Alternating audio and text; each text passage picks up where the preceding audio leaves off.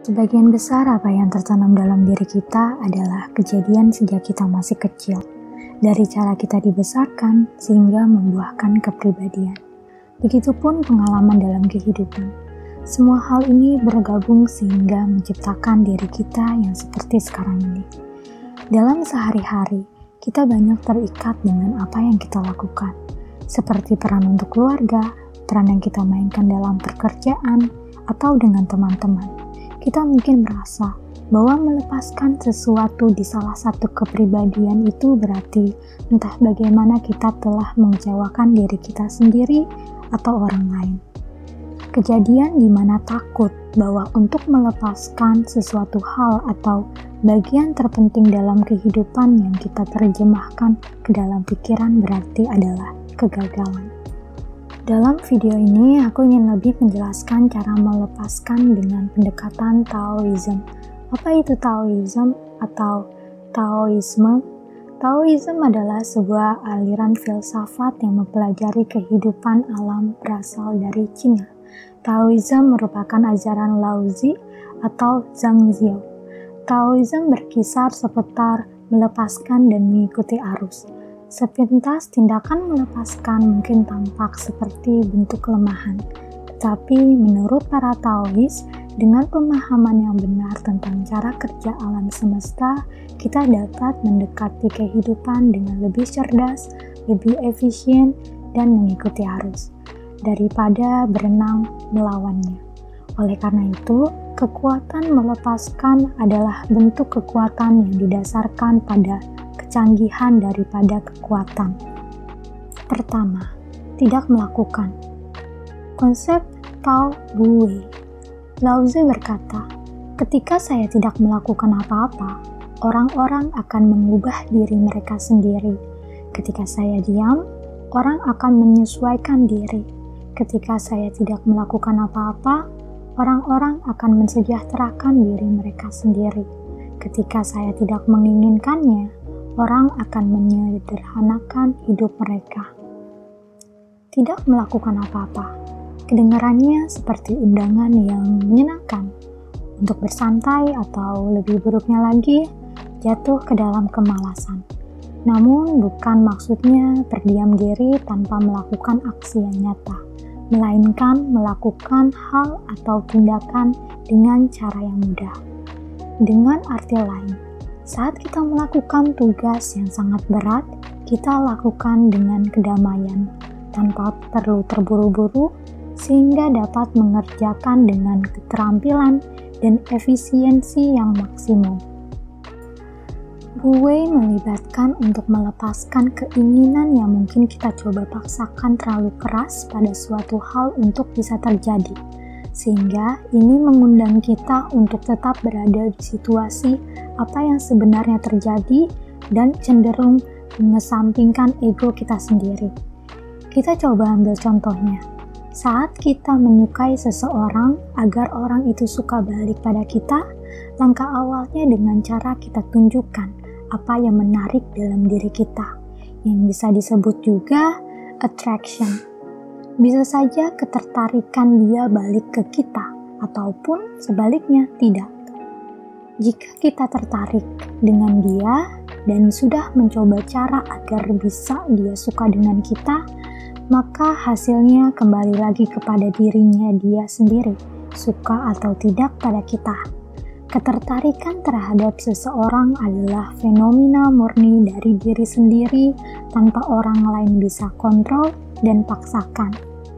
Perasaan tertarik pada seseorang bisa tumbuh secara spontanitas dan dengan membiarkan perasaan itu tumbuh dengan indahnya secara bertahap. Seperti juga tanaman, kita bisa beri pupuk, menyiraminya, dan memberikan posisi baik agar terkena cahaya. Namun jika kita terlalu banyak ikut campur tangan tanpa membiarkan tanaman itu tumbuh secara natural, maka tanaman itu dapat saja rusak. Sekarang, mengontrol atau mengendalikan diri tidak selalu merupakan hal yang buruk. Untuk bertahan hidup, kita perlu mengarahkan pengaruh kita pada lingkungan sampai batas tertentu, terutama pengendalian diri yang dapat membawa kita ke arah yang positif Karena tanpa kendali, peradaban manusia mungkin tidak akan pernah terjadi. Jadi, melepaskan dan membuat perbedaan antara mengendalikan dan membiarkan. Yang kedua, tidak fokus pada hasil. Sama halnya dengan Stoicism. Taoism tidak fokus pada hasil di masa depan karena ini akan menimbulkan negatif pada kita.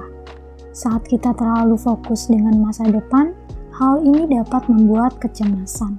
Kita mendapatkan sesuatu yang didorong dengan keinginan untuk bisa mendapatkan hasil sehingga tidak terkendali. Semakin kita mendambakan suatu hal yang masih belum ada, semakin juga kita tidak menghargai apa yang telah kita punya saat ini. Jika kamu depresi, kamu hidup di masa lalu. Jika kamu cemas, kamu hidup di masa depan. Jika kamu damai, kamu hidup di masa sekarang. Lao Tzu. Ketika pikiran kita berada di masa depan, kita melumpuhkan diri kita sendiri di masa sekarang. Prinsip ini terletak pada dasar keadaan aliran yang kita lihat dalam kegiatan seperti olahraga, seni, dan menari. Ketika kita mengalami kondisi aliran ini, kita begitu tenggelam dalam tugas yang ada, sehingga kita benar-benar melupakan masa depan seperti mana tarian itu sendiri. Berhenti mencoba untuk mengontrol bagaimana sesuatu hal harus berjalan, dan berhenti berpikir bagaimana hasilnya ke depan. Hidup tidak pernah berjalan sesuai rencana. Jadi, mengapa membuat diri kita stres dengan mengkhawatirkan masa depan, dan kemudian mengkhawatirkan masa lalu ketika rencana terganggu? Hiduplah di saat ini tanpa memikirkan hasil yang masih belum pasti. Biarkan hal-hal terjadi dan puas dengan apa yang telah terjadi. Lakukan sebisa kita, tentu saja dengan sesuka hati. Yang ketiga, menerima perubahan. Kita tahu pepatah yang mengatakan, satu-satunya yang konsisten di alam semesta adalah perubahan. Sebagian besar kita dapat dengan mudah menavigasi perubahan harian seperti dari pagi ke malam dan perubahan musim dari musim hujan ke musim kemarau. Namun kita terbiasa dengan perubahan ini karena kita menjalaninya dengan belajar untuk mengikutinya dengan relatif mudah. Kita bahkan menyambut perubahan ini.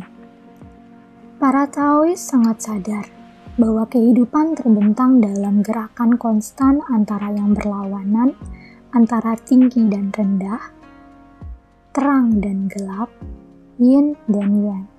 Tidak banyak yang bisa kita lakukan dengan perubahan ini, dan cara hidup yang paling efisien adalah bergerak mengikuti gelombang kehidupan. Aliran kehidupan dan transformasinya tidak bisa dihindari. Namun, masih banyak orang yang masih tidak bisa menerima perubahan yang terjadi dalam hidupnya karena masih bergantung pada keadaan. Mereka menginginkan posisinya tetap terkendali. Mereka takut untuk melepaskan kendali yang sudah membuat mereka nyaman. Ketakutan ini bisa melewatkan kesempatan positif di luar sana, yang bisa saja mengubah kehidupan lebih baik. Kehidupan yang seperti itu menggambarkan ketidakyakinan pada alam semesta. Tidak ada yang permanen. Tidak peduli seberapa tajam kamu mengasah pisau, pada akhirnya akan menjadi tumpul lagi. Kamu tidak dapat mengubahnya. Begitulah adanya, terima itu semua. Kita tidak hanya berubah secara fisik, kita berubah secara emosional, spiritual, psikologis.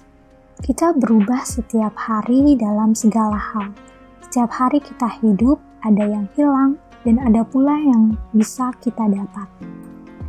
Yang terakhir, 4. Melepaskan yang berlebihan. Dalam masyarakat di mana status menjadi perhatian utama, semua orang ingin menjadi yang teratas. Bukan karena itu adalah tempat terbaik, tapi karena kita secara kolektif memutuskan bahwa status tinggi lebih disukai dan status rendah mengerikan. Lao Tzu dalam Tao Te Ching berkata, kesederhanaan, kesabaran, kasih sayang, ketiganya adalah harta terbesar kamu. Sederhana dalam tindakan dan pikiran, kamu kembali ke sumber keberadaan. Sabar dengan teman dan musuh. Kamu sesuai dengan apa adanya. Berbelas kasih terhadap diri sendiri, kamu mendamaikan semua makhluk di dunia. Seperti pohon yang tinggi, semakin kencang juga angin bertiup. Dan saat kita berada di puncak, dibutuhkan upaya yang luar biasa untuk tetap berada di sana. Karena bisa saja seseorang ingin mengambil atau merusak posisi kita.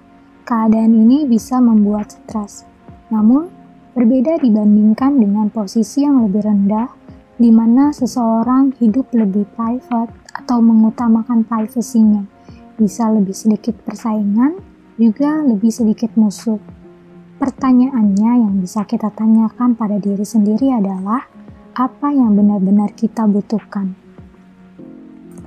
Zhuangzi mengamati bahwa seekor burung yang bersarang di hutan menginginkan tidak lebih dari satu cabang, dan tikus yang minum dari kolam, minum tidak melebihi porsi perutnya.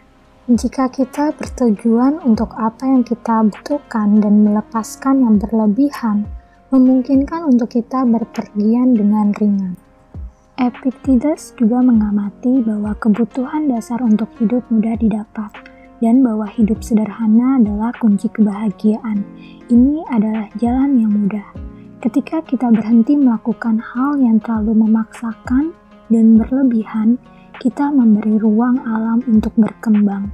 Dengan mempercayai alam semesta dan menerima bahwa alam semesta selalu berubah, memberikan kesempatan untuk menjadi ringan dan lentur, bukannya kaku dan rapuh. Kekuatan melepaskan berarti kita mengapung di sepanjang arus tanpa berpegangan pada batu dan ranting, dan kita mengurangi beban sehingga dapat menavigasi kehidupan dengan sedikit usaha. Terima kasih telah menonton. Like dan subscribe berarti membantu channel ini bisa berkembang. Terima kasih, sampai jumpa di video selanjutnya.